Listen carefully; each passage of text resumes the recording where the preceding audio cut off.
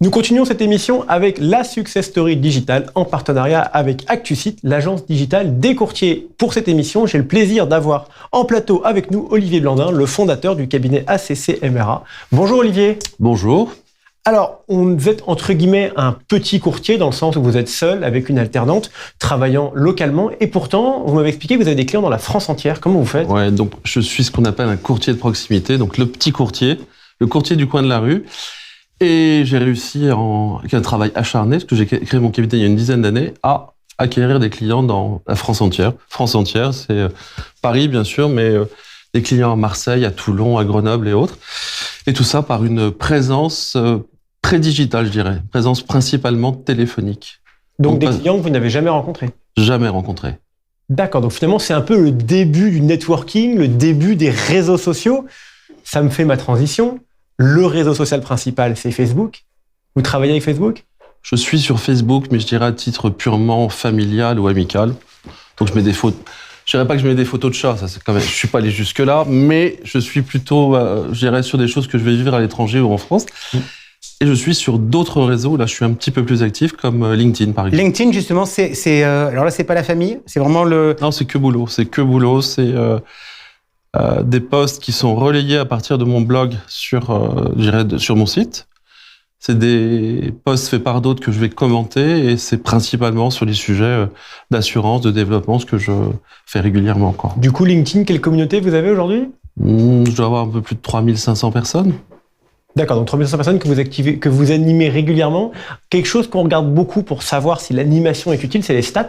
Les stats, ouais, je regarde mon SS, Social Selling Index, le SSI. Donc je vois qu'il est pas mauvais, il est supérieur à ceux de la profession. Donc je me débrouille pas trop mal, même si je suis pas du tout un spécialiste du digital. Mais j'essaye de veiller avec mon partenaire de communication, qui est une boîte qui fait mon site web, à poster à peu près tous les 15 jours, 3 semaines, un nouvel article dans LinkedIn. Et cet article, il est issu de mon blog et ensuite il est renvoyé vers LinkedIn. Et je regarde quelles sont les stats. Là, le dernier article, j'ai fait 1200 vues à peu près, donc je trouve ça assez honorable. Et c'était pour annoncer des travaux faits avec Business Angel des grandes écoles. D'accord. Alors, le Saint Graal des réseaux sociaux, le Saint Graal de LinkedIn, c'est d'arriver carrément à faire de la vente en ligne, vraiment trouver de nouveaux clients. Vous, est-ce que vous considérez que votre présence sur LinkedIn, c'est une présence de réassurance, d'animation de votre communauté, ou est-ce que c'est une présence d'acquisition de nouveaux clients ? J'ai fait de la vente en ligne, parce que j'avais, au tout début, quand je me suis lancé, j'avais un outil qui permettait de souscrire de l'assurance santé internationale, et en partenariat avec certaines écoles de commerce. Les étudiants qui arrivaient, qui avaient besoin du Saint Graal, qui était l'assurance leur permettant d'être en France, d'avoir le visa Schengen, ils étaient informés, ils allaient sur mon site, ils faisaient tout eux-mêmes. Donc là, ça marchait bien. Je fais aussi un peu d'assurance emprunteur en ligne, mais pour aller chercher le client totalement inconnu, ce que j'appellerais soit la veuve de Carpentras, soit un âme Michu, aucun sexisme de ma part, hein, surtout. Je le fais pas. C'est surtout pour moi, je pense, un outil de réassurance. C'est-à-dire qu'un de mes clients ou un prospect va me rencontrer dans un salon, dans un lieu de manifestation, et hop, il ira voir.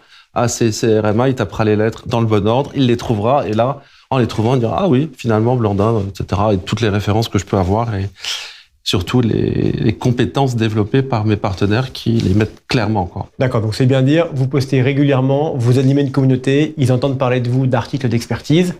Ça fait beaucoup de choses. Finalement, ça vous prend beaucoup de temps ? 1 à 2 heures par semaine. Entre poster des choses et écrire et transformer tout ça, quoi. Oui, donc finalement, un temps très raisonnable. Oui, très raisonnable. Écrire, je suis bien passé pour le savoir. Jean-François le connaît encore mieux que moi en tant que journaliste. Écrire, c'est long, c'est compliqué. Il y a un outil qui est assez merveilleux qui s'appelle ChatGPT. Est-ce qu'il vous aide ? Alors, ChatGPT, dangereux, il faut pas utiliser, c'est pas bien. Et moi, je trouve ça très bien. Parce que ChatGPT, ça nous permet... Je dirais, ChatGPT, c'est la feuille blanche. Quand on a un truc à préparer, j'ai fait quelques études au départ, quand on a un truc à préparer, on met toutes ces idées sur la feuille, et à partir de toutes ces idées, après, on transforme. Toute l'idée, c'est que ChatGPT, on lui donne les idées qu'on veut faire en disant « Écris-moi un post de 1200 mots sur l'assurance et les indépendants, par exemple, en insistant sur la précarité, la difficulté. Je raconte ce que je voudrais avoir. ChatGPT me sort un premier truc que je vais travailler, retravailler, et après, que je pourrais poster. Je prends jamais du ChatGPT pur, parce que c'est une forme d'écriture qui est pas la mienne, mais ça fait gagner un temps fou et c'est vraiment très pratique. Justement, par rapport à ça, est-ce que c'est pas une écriture qui est très aseptisée? Et finalement, on est dans un monde où on a du mal à faire pour faire la différence, il faut mettre un ton, il faut mettre de la couleur, il faut mettre tout ce qu'on veut. Est-ce que ChatGPT, c'est pas aseptisé? Je suis entièrement d'accord avec vous. Si on ne fait que du ChatGPT, avec une demande et on prend l'article brut, c'est aseptisé, c'est commun. Quand on le reprend avec ses propres mots, avec son style, là, on peut avoir un truc un peu plus sympathique. Ok, merci beaucoup à tous les deux d'avoir été avec nous pour cette success story digitale. Et puisqu'on a parlé de LinkedIn, j'en profite pour saluer l'ensemble des gens qui nous regardent sur LinkedIn, puisque notre émission est diffusée en direct sur LinkedIn. Merci à tous les deux. Tout de suite, on vous parle mutuelle en partenariat avec la Roi.